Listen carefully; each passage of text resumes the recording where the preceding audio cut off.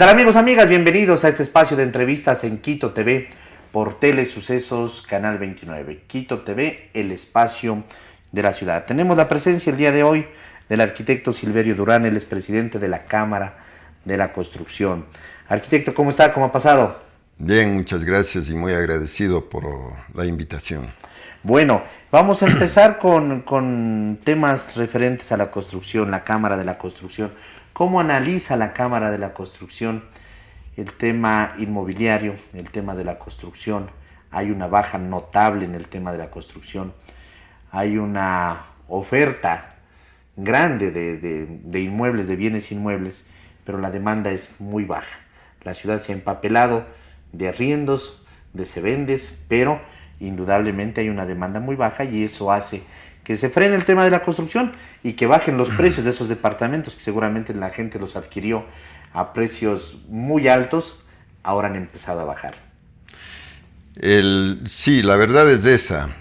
El sector nuestro, sobre todo el inmobiliario, está con un decrecimiento constante, ya 9 trimestres consecutivos. Hoy estamos con un crecimiento negativo del... Más de 2 años, es decir, ya. Sí, justamente.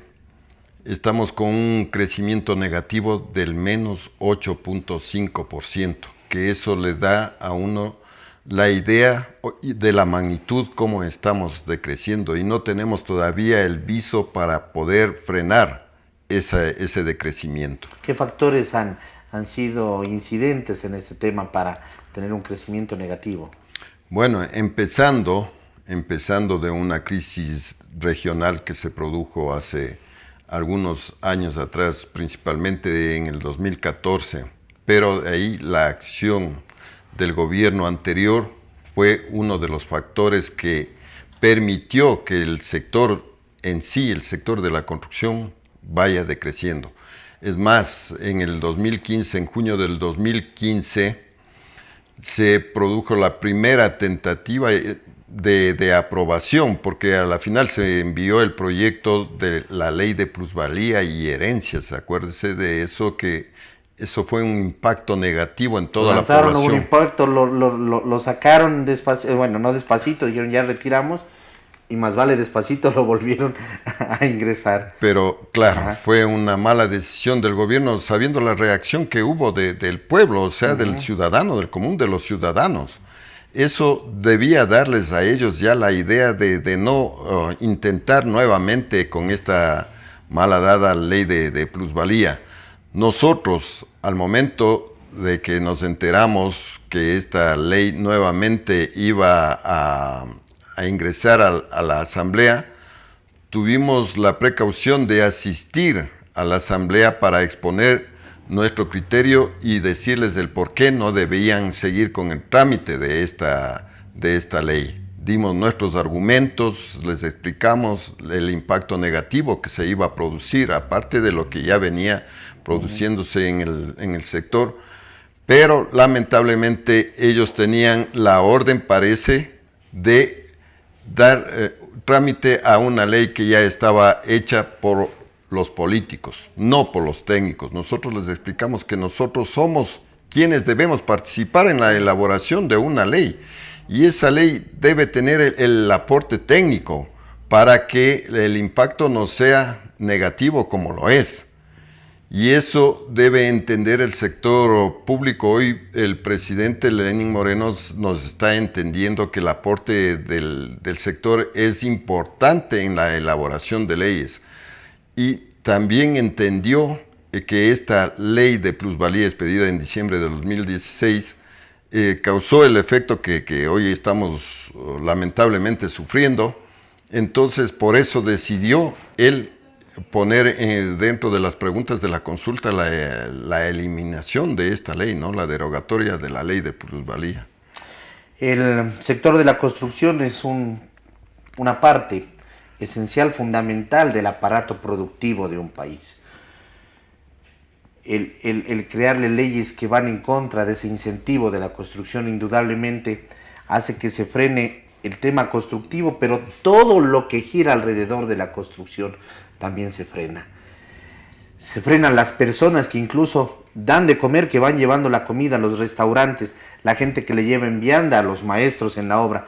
Usted y yo como arquitecto conocemos la dinámica del tema de la construcción, las ferreterías, los pequeños negocios, el tema del mismo transporte, porque indudablemente la gente, los trabajadores se mueven en transporte.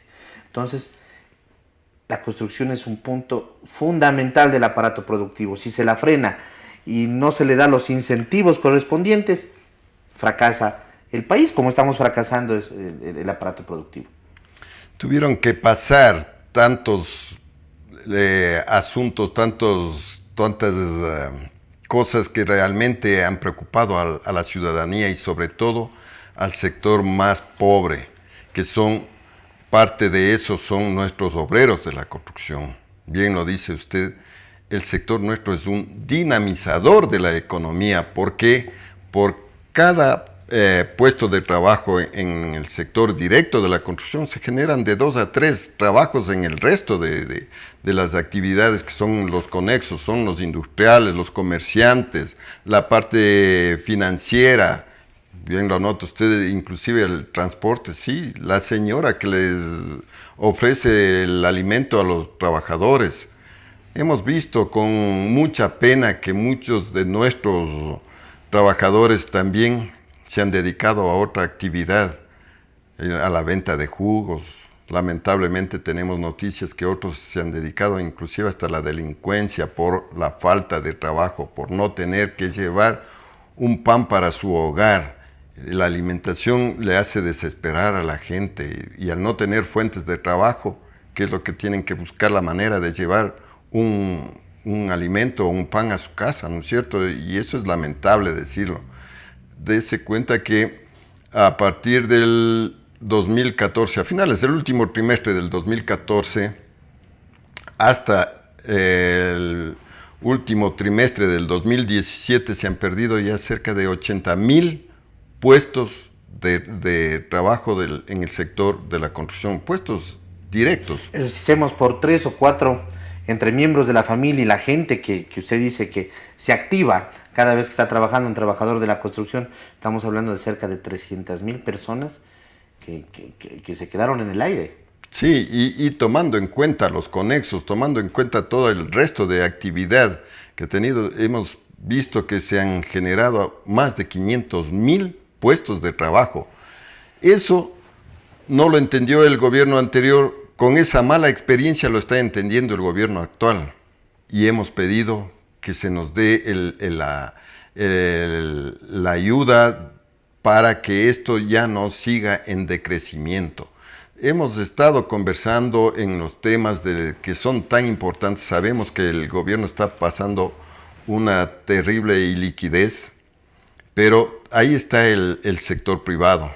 Con las alianzas público-privadas se pueden hacer obras y eso puede generar también una reactivación del sector. El incentivar al sector privado, ¿no? El darle normativas, el darle incentivos, el darle incluso periodos de gracia para poder reactivar el tema de la construcción. Sí, darle una seguridad jurídica al mismo inversionista, darles, sí, es muy importante darles incentivos para que el inversionista sea el propio nacional, porque acuérdese que un reporte del SRI indicaba que hay 30,000 millones de dólares de ecuatorianos en el exterior. Y también hay mucho capital en el exterior que pueden tranquilamente venir a invertirse aquí en el país, como lo hacen en nuestros países vecinos. Eso es importante y ellos tienen éxito porque le protegen al inversionista, le dan las facilidades, les dan los incentivos necesarios para que esos dineros aterricen en el país y creen y sean creadores de fuentes de trabajo, de riqueza a la misma nación, al mismo ciudadano. El ciudadano, cuando tiene un trabajo también estable, puede obtener créditos y esos créditos, la mayoría son para la vivienda, sobre todo en los hogares que recién se forman. Y hoy tenemos la particularidad de tener ya segmentados muchos proyectos que son de carácter social, ¿no es cierto? Hay carácter prioritario también que pueden llegar hasta los 70,000 que están siendo el segmento de mayor acogida, pero cuando se tiene un empleo fijo para que pueda usted generalmente sacar créditos en el mismo sector público, Claro. en el BIES, que es el que más crédito da con respecto al resto del sistema financiero. Ocupa creo que el 65% de los créditos que se dan en el país, el BIES. El resto lo hace la banca privada. Parte importante de este tema de reactivar la construcción es la consulta popular. La consulta popular se va a realizar el 4 de febrero y es importante que votemos para que se derogue la ley de plusvalía. La Camicon, la Cámara de la Construcción, está como un ente participando en el tema de la consulta popular por el sí, la derogación de la ley de plusvalía. Sí, justamente fuimos calificados, nuestra institución, la Cámara de la Industria de la Construcción, fue calificada para poder participar en todo lo que se refiere a la promoción por la derogatoria en la pregunta 6, que es la derogatoria de la llamada ley de plusvalía. Y eso es importante, nosotros tenemos que hacerle entender al común de los ciudadanos que no conoce realmente el impacto de lo que estamos hablando, no conoce el impacto, se ha dejado engañar por muchos politiqueros que lo que quieren es mantener su criterio que hace daño al país, ya ha hecho daño al país, ya basta, no creamos o no les demos tanta importancia a estos politiqueros que hablan solamente desde su razonamiento, desde su óptica. Dejemos que el país entienda que debemos producir para poder estar bien y apoyemos al sector de la construcción, porque al ser un dinamizador de la economía, cuando está bien el sector de la construcción, vamos a estar bien todos prácticamente, porque el sector se relaciona con muchos otros sectores. Les damos el soporte técnico a muchísimos otros sectores y al producirse eso, producimos más fuentes de trabajo, más estabilidad para el mismo ciudadano, para la gente pobre, los obreros de la construcción que tengan un puesto fijo de trabajo les permite también obtener una vivienda, obtener un bien que no lo pueden obtener si se dedican a otra actividad que no lo saben hacer, ¿no es cierto? Ellos están preparados desde muy temprana edad para poder trabajar en el campo de la construcción, y al no tener ya esas fuentes de trabajo, ya hemos hablado cómo se dedican a otras actividades y muchas de ellas lamentables. Usted lo ha dicho dentro del tema de estas leyes que se han aprobado en el último tiempo, en la última década, en la llamada década ganada. Estas leyes fueron preparadas en escritorios, pero no por personas técnicas. Y no se ha reconocido a los gremios, incluso los gremios y colegios de profesionales han sido más vale dejados a un lado, desperdiciando la experiencia, el aporte técnico, el conocimiento de los gremios. Los gremios por tradición y las personas que integran los gremios no buscan una posición política hacia pasado. Puede haber habido algún caso alejado, pero por lo general no hemos visto a los presidentes de los colegios de arquitectos, de ingenieros, de la Cámara de la Construcción participando luego con candidaturas. Los gremios trabajan en favor de los gremios y en favor de las ciudades y del país. Lastimosamente no se ha tomado en cuenta esa experiencia técnica y se han creado leyes en un escritorio que luego hemos visto, como la ley de la plusvalía, que han creado un perjuicio grande. Sí, es lamentable ver cómo los políticos quieren imponerse a la parte técnica. Eso es lamentable.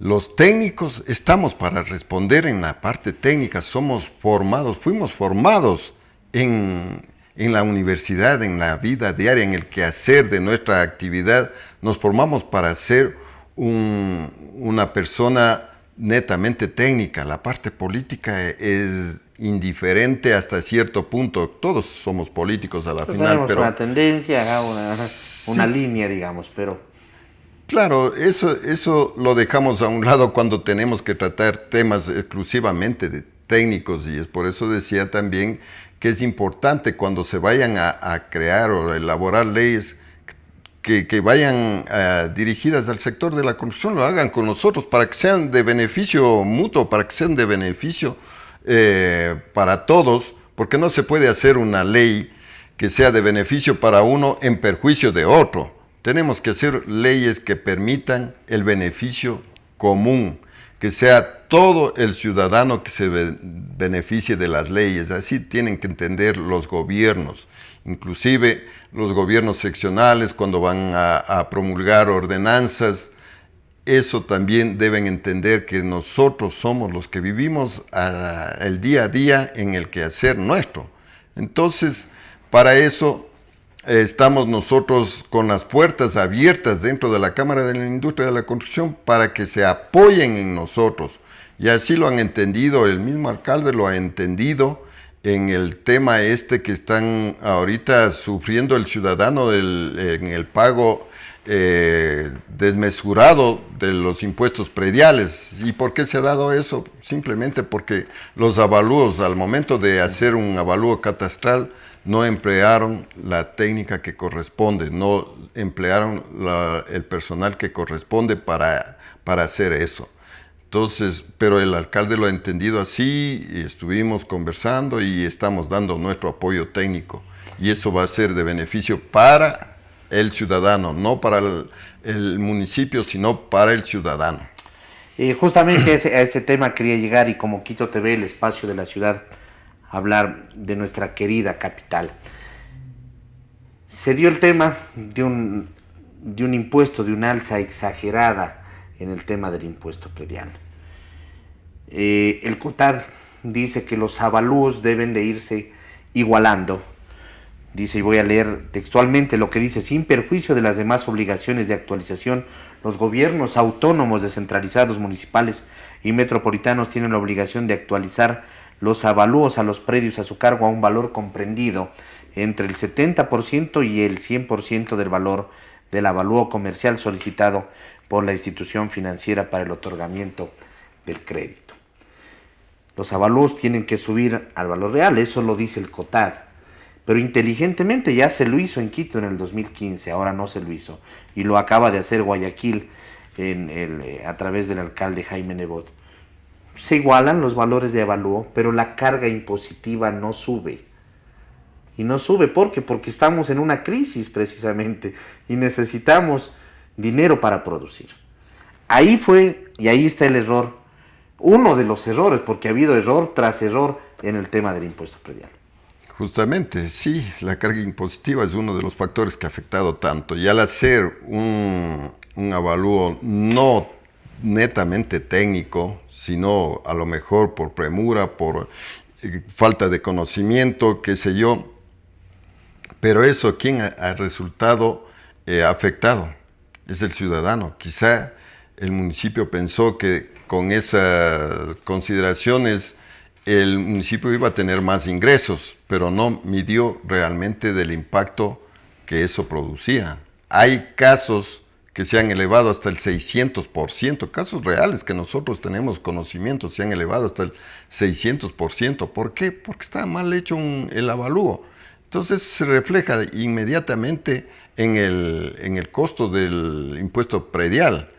Y eso ventajosamente vamos a poder seguir apoyando para que en un plazo de no más de 30 días se vayan corrigiendo ciertos aspectos. ¿El alcalde ha pedido el apoyo de la Cámara de la Industria de la Construcción? El apoyo directo de la Cámara, y así lo hemos estado dando desde hoy. Ayer tuvimos la reunión, estamos hablando que de un día a otro nosotros tenemos los profesionales idóneos para que den ese apoyo, ese aporte técnico que es el necesario para que esto se haga realmente bien, pues, y que sea justo. O sea, un impuesto predial tiene que ser justo, los avalúos tienen que ser justos, porque hay metodologías que permiten hacerlo de una manera técnicamente para que esto sea justo. No puede usted de un día para el otro subir un porcentaje elevado como el que hemos visto del 600%. Si hay incrementos, bien lo dice la COTAD, que tienen que ir los avalúos sincerándose y acercándose el valor catastral al comercial, que es importante, sí, es importante porque ahora ya usted no puede hacer lo que mucha gente hacía antes, ¿no? Mentían, compraban en 100, pero hacían por escrituras por 20. Ahora no lo pueden hacer porque eso les perjudica. Entonces tiene que ser sincerado todo esto. Si el predio cuesta 100, pues la escritura irá por 100. Pero si esto está considerado en esos términos, la escritura o el predio no se podrá ponerlo como avalúo en 600 si costaba, o en 6,000 si costaban apenas 100, o en 60,000 si costaban 100. Eso tienen que ir entendiendo los técnicos sobre todo, y lógicamente la parte administrativa, que es quien toma las decisiones dentro del cabildo de nuestra ciudad. Claro, para eso estamos nosotros. Así es, indudablemente gremios que están relacionados con el tema de la construcción, como ustedes, la Cámara de la Industria y la Construcción, el Colegio de Ingenieros, el Colegio de Arquitectos. Los profesionales que estamos en el tema de la construcción nos asombramos cuando vemos que propiedades que tienen 30, 35 años han sido evaluados el metro de construcción en 600, en 700, en $800 el metro cuadrado. Nos asustamos porque nosotros sabemos cuánto cuesta el metro cuadrado de construcción, e indudablemente cuando vimos que salieron estos impuestos prediales, sí nos asustamos. La gente al principio no se dio cuenta porque veníamos de las fiestas navideñas y de fin de año. Y en la primera semana como que estuvo apagado el tema. Pero indudablemente desde este espacio ya nosotros llamamos la atención de la gente, y cuando la gente empezó a consultar, se dio cuenta que había una desproporción. Además, porque el valor comercial en época de recesión depende mucho del tema de la oferta y la demanda. Entonces yo tengo un departamento que yo sé que vale $150,000 posiblemente, pero si no tengo quien me dé esa plata, el valor comercial posiblemente está en lo que me den o en la necesidad del que vende, ¿no? Entonces alguien asoma por 100,000, dice te doy 100,000, estás necesitado y lo termino vendiendo en 100,000, ¿no? Entonces hay muchos factores que influyen en este tema y hay que hacerlo de manera técnica. Justamente ha tocado un tema bastante importante, y que es la realidad. Eso fue uno de los puntos que nosotros expusimos en la asamblea cuando se estaba elaborando esta ley de plusvalía. ¿Por qué no consideran a lo que siempre nos ha regido toda la vida, sobre todo en el sector inmobiliario, ¿no? Esto se maneja, bien lo dice usted, por la oferta y la demanda. Lógicamente, es una ley tan antigua como una la ley humanidad. Que no necesita de otras leyes, ¿no es cierto? Que habrá gente que especula, pero a esa gente también hay leyes que le pueden inclusive mandar preso. Claro, así es. Hay el mismo Código Integral Penal que puede mandar preso o castigar de alguna forma, no somos expertos en leyes, pero puede castigar de alguna forma a los especuladores. Pero no crear una ley supuestamente para evitar la especulación de la tierra. Ya hay en la COTAD mismo, en el Código Integral Penal, hay otras leyes conexas que se pueden manejar, y si falta alguna cosa en esa ley, pues reformemos esa ley, pero no creamos o no hagamos otra ley. ¿Para qué? Para afectar al sector como ha sido esta ley de plusvalía. Entendamos que el día a día a uno también le permite saber hasta cómo caminar, porque si usted el día a día está caminando por un terreno sinuoso, ya sabe por dónde no debe ir. Igual pasa en el tema del sector de la construcción, en el tema inmobiliario. Si usted sabe que necesita hacer un proyecto porque tiene ya el cliente o los clientes, ya sabe dónde puede y qué es lo que debe comprar. Pero usted no puede tratar de hacer un tipo de vivienda de interés social en un terreno que le va a costar, quién sabe, $1,000 o $1,500 el metro cuadrado, ¿no es cierto? En sitios que ya están catalogados como residenciales o comerciales, que tienen esa característica de regirse por la ley de oferta y la demanda en un sector. Hablemos de la González Suárez. Usted no va a pensar en hacer un tipo de vivienda de interés social, porque el terreno ahí, solo el terreno le costará unos $2,000 el metro cuadrado, y no se diga ya la misma construcción. Entonces, esto se debe entender así, porque es el día a día el que le enseña a usted, aparte que nosotros siempre nos manejamos, como digo, somos formados técnicamente, nos manejamos con ello y sabemos qué es lo que debemos hacer, pero no pues solamente amparados por una ley que le impiden realmente desarrollar una actividad. Nosotros tenemos que cumplir otras leyes, las mismas ordenanzas del municipio, respetar retiros, alturas, uso y ocupación de suelo, etcétera, etcétera. Eso lo respetamos porque sabemos que eso lo debemos hacer así, pero no tener leyes que hagan un efecto negativo en el sector. La oferta y la demanda es clave, como acabamos de decir, y otra clave es el sentido común.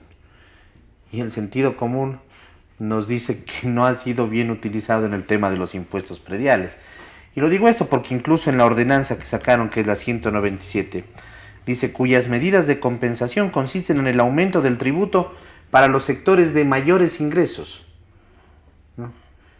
Una persona puede tener una casa muy grande, incluso fruto de alguna herencia, de lo que sea. Pero si esa persona no tiene ingresos, aquí están diciendo para los sectores de mayores ingresos, pero están más vale subiendo el valor del impuesto predial para la gente que tiene propiedades grandes, que puede ser una fruto del trabajo, otra alguna herencia, lo que sea. Pero si no hay ingresos, si no ha habido una reactivación económica del país. Estamos hablando de leyes que deben ser equitativas, ¿no es cierto? O sea, no por el hecho que yo tenga 10 propiedades, ¿no es cierto? Eso puede ser producto, lógicamente, como usted lo dice bien, del fruto de su trabajo honesto o fruto de herencias, quién sabe, pero por cada propiedad usted ya paga. Hay el valor catastral imponible que ahora hay en el COTAD, que es un error. Eso es un error, porque le dicen que usted tiene más propiedades, o sea, usted es una persona que se le debe cobrar mucho más. Yo cuando me enteré dije es algo absurdo, pero después vi que estaba escrito en el COTAD. Está escrito, y eso le digo, es algo absurdo. ¿Por qué? Porque tiene que ser todo equitativo. Todo. Si usted paga 100 por esta propiedad, está en el derecho de seguir pagando 100 o lo que corresponda por cada una de la propiedad. No sumarle todas para en cada propiedad ya no le cobran 100, le cobran 500. Eso, entonces le cargan la número 2 sobre la 1, la 3 sobre la 1. Y la 1 luego sobre la 2 y la 1 sobre la 3. De ser el caso, digamos, de 3 propiedades. Eso es un pensamiento bastante... Y está en el COTAD, ¿no? Eso es... Sí.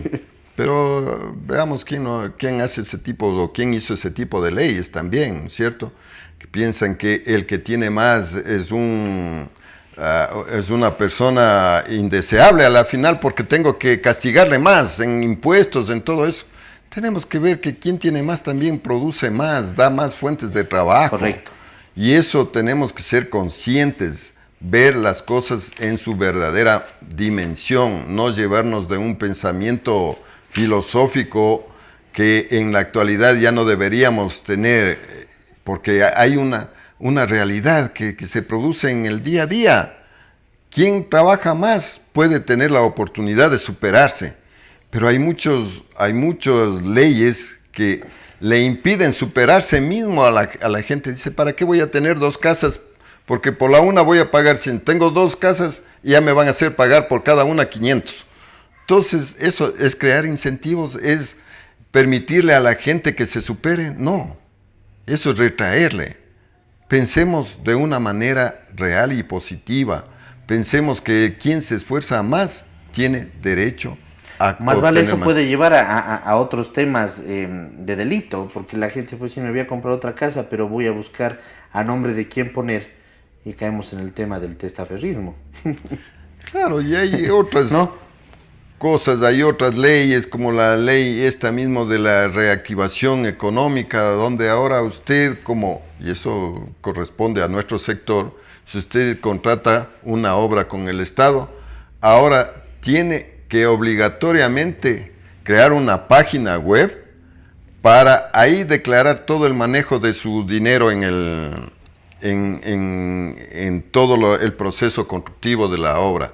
Eso es absurdo. Está bien que una institución como es el SRI, por ejemplo, Claro, que haga un seguimiento, está bien, para que esto impida a los malos ciudadanos que dan o reciben coimas. Está bien, porque tiene que estar justificado el manejo.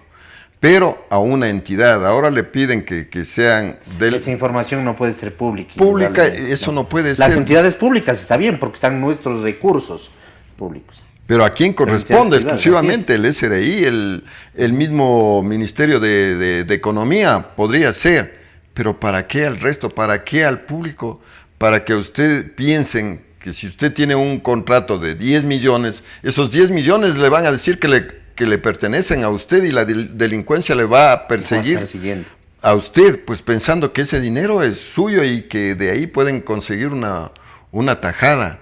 Pensemos de una manera positiva y seamos realistas, no pensemos de una manera ideológica errada en el tiempo actual. Hagámonos siempre asesorar a las autoridades, les decimos esto.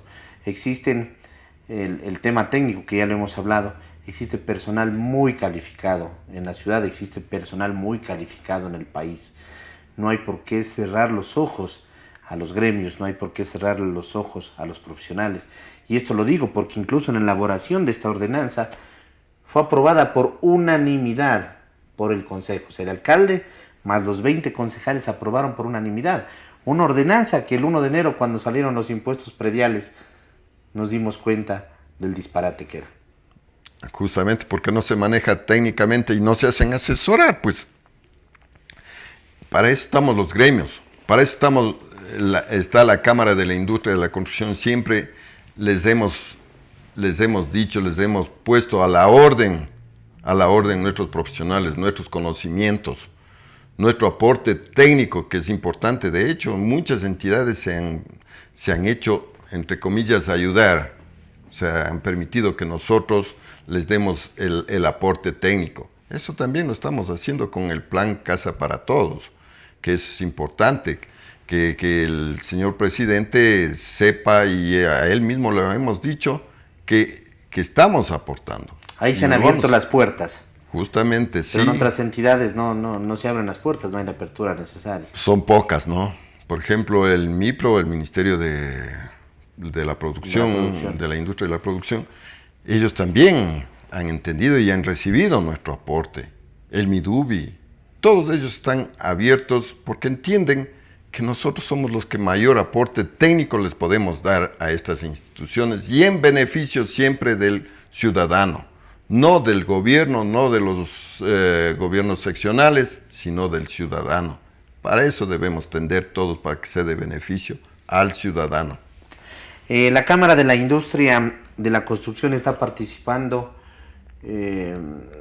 activamente, esta es una pregunta, en el tema del Metro de Quito, que es la obra más grande que se está realizando en la ciudad.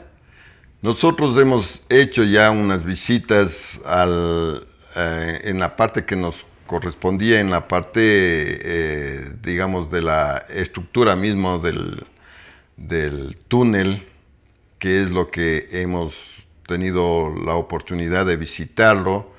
Lógicamente que no tenemos acceso al trabajo mismo que hace ya la máquina en sí, las tuneladoras. Por temas, ¿no?, de seguridad. De seguridad, ya, justamente. Pero sí hemos sido partícipes en lo que se refiere al tema estructural.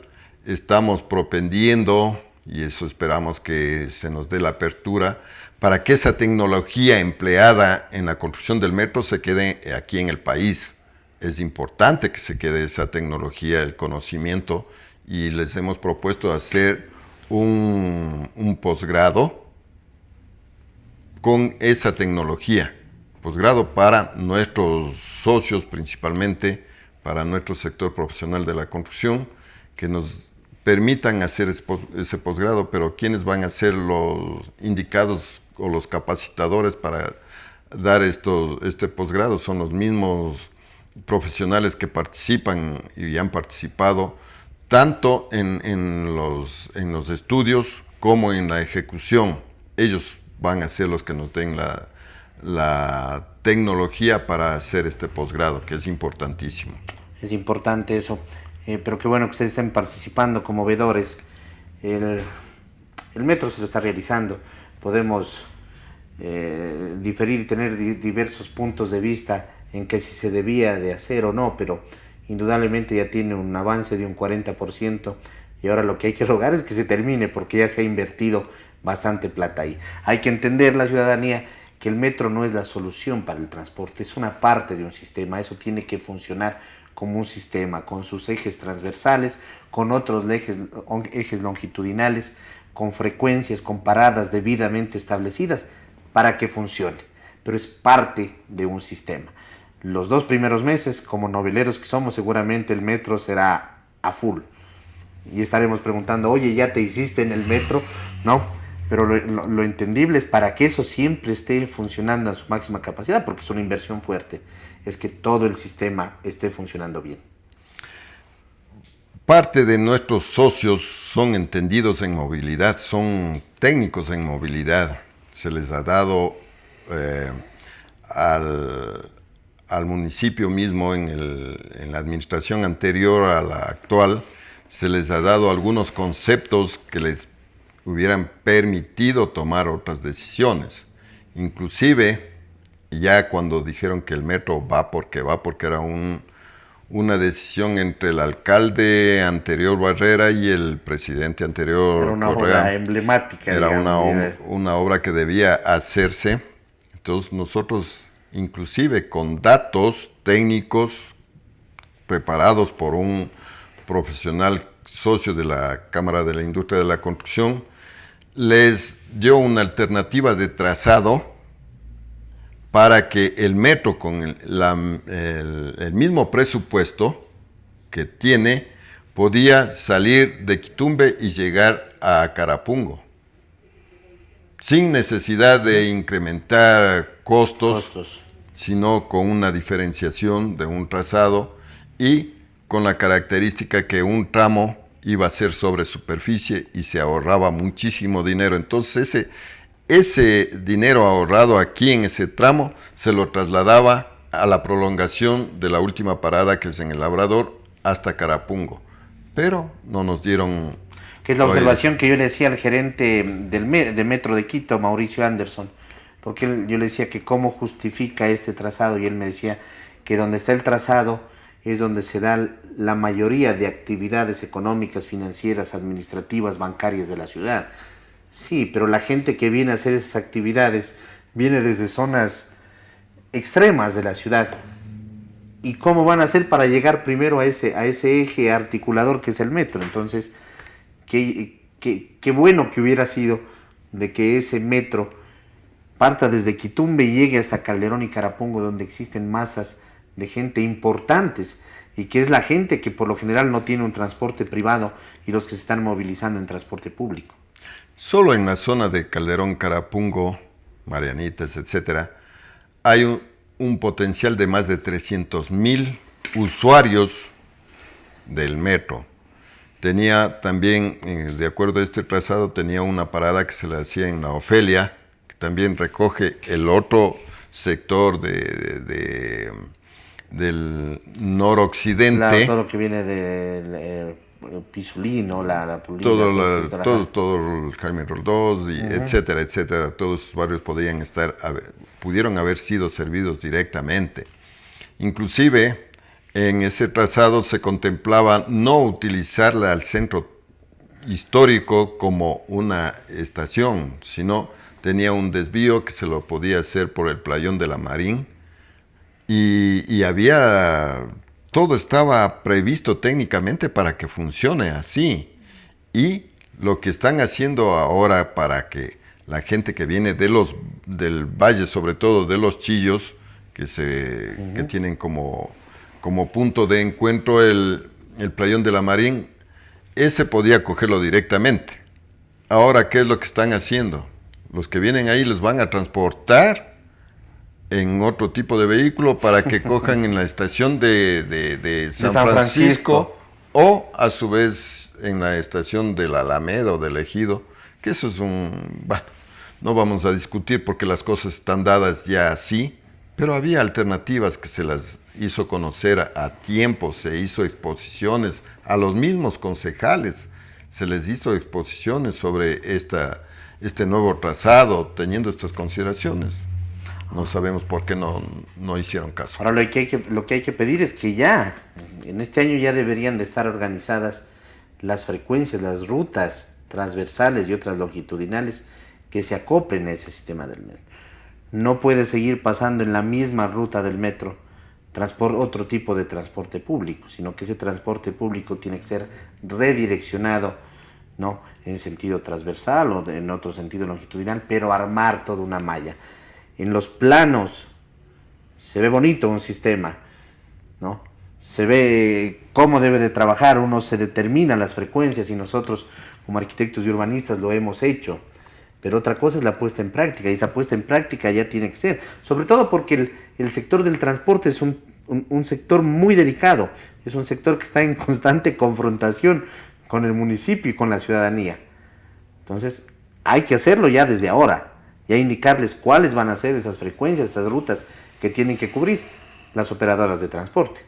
Otra de las cosas preocupantes es eso, y los costos, el costo de pasaje, digamos, en principio se habló de 49 centavos. Con ese valor se podrá mantener el metro. Eso tienen que explicarlos los señores del municipio. Tendrán que fijar cuánto mismo va a ser el costo del transporte en el metro. Tendrán que ver cómo se hace en otros países, que habrá también que financiar o dar subsidios de los pronto subsidios para que justamente para que pueda funcionar. Sí, la expectativa. Ahí tenemos otros ejemplos. El mismo teleférico que tuvieron pues, era una explosión, ¿no? Pero eso causado solamente por esta motivación que tenemos todo ser humano de algo nuevo, de algo novedoso, realmente asistir.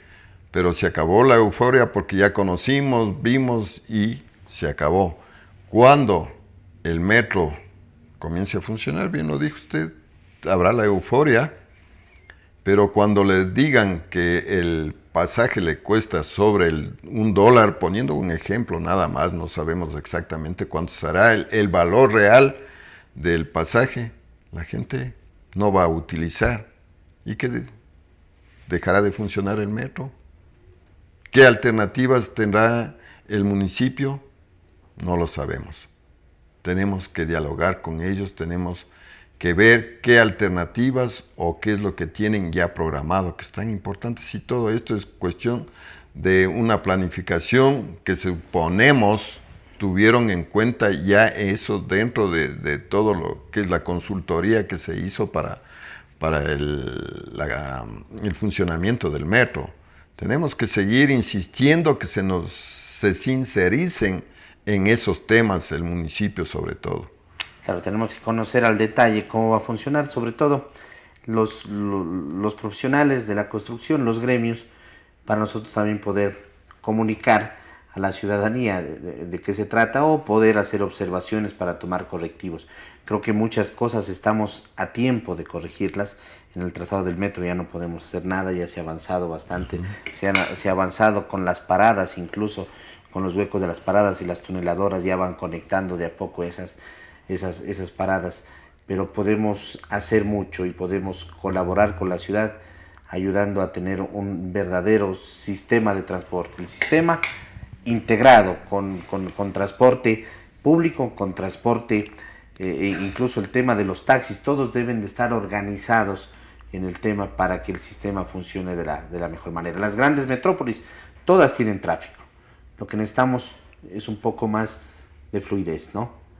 Sí, la verdad es que Quito, al ser una ciudad figurativamente rectangular, alargada en resumen, se debería pensar que el metro era la solución, pero eso implicaba tener un trazado realmente que permita tener la afluencia, porque mientras más afluencia tenga... Tener la clientela, digamos, ¿no? Para claro, que sea justamente para que pueda ser, ¿qué tal? O sea, también nosotros podemos aquí especular de alguna manera, ¿qué tal si el metro se iniciaba en Machachi, por decirlo, ¿no? Y terminábamos, que sé, en Guayabamba, ¿no? Tal vez resultaba más rentable que lo que se piensa hacer.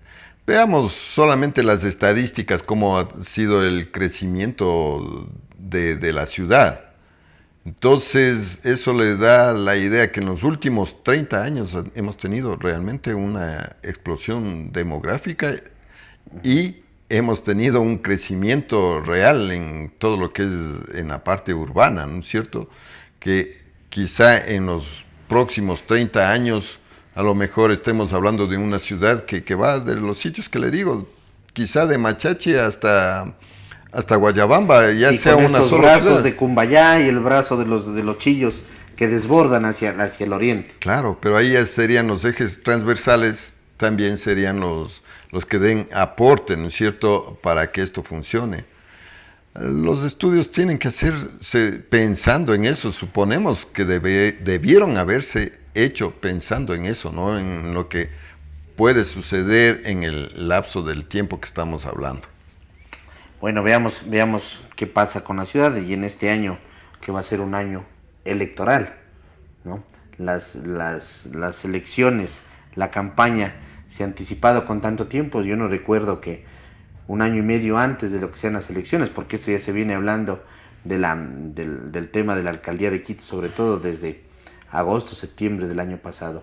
Se han adelantado tanto, las elecciones van a ser en febrero del 2019, de aquí a un año prácticamente, pero se ha adelantado. Este es un año electoral, un año de mucho cálculo, un año donde muchas personas van a querer figurar también, y hay que tener mucho cuidado porque es un año electoral.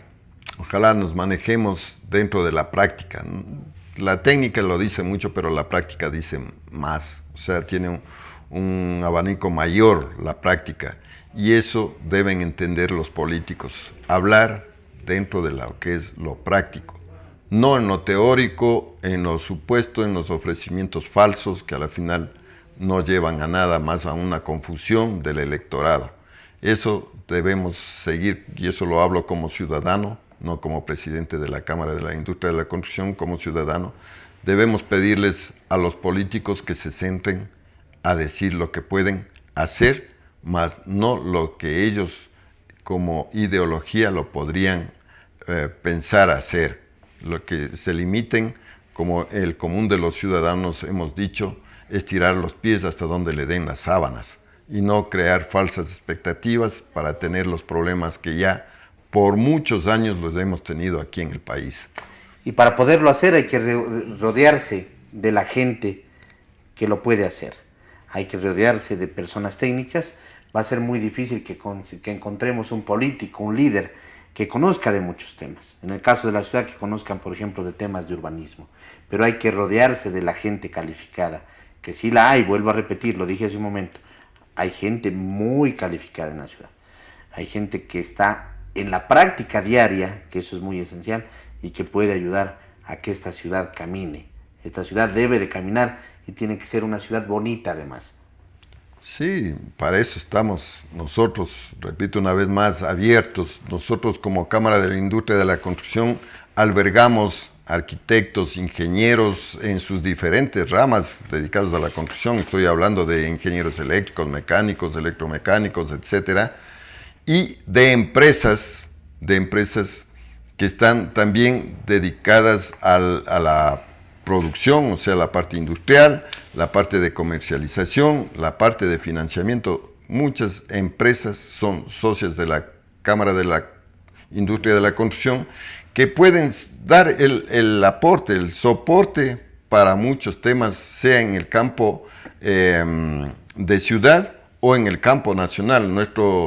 Nuestra institución tiene socios a nivel nacional, o sea, tenemos una proyección nacional y eso estamos a la orden para cuando guste, sea los gobiernos seccionales o el mismo gobierno central. Con el aparato del Estado podemos trabajar en muchas áreas y eso lo ponemos a la orden porque tenemos dentro de nuestros especialistas mucha gente conocedora del tema de movilidad mismo, de infraestructura, de la parte vial, de la parte inmobiliaria, de la parte urbanística, etcétera, etcétera. Tenemos grandes empresas que son socias de la Cámara de la Industria de la Construcción y que la ponemos a la orden del ciudadano, le ponemos a la orden del Estado ecuatoriano.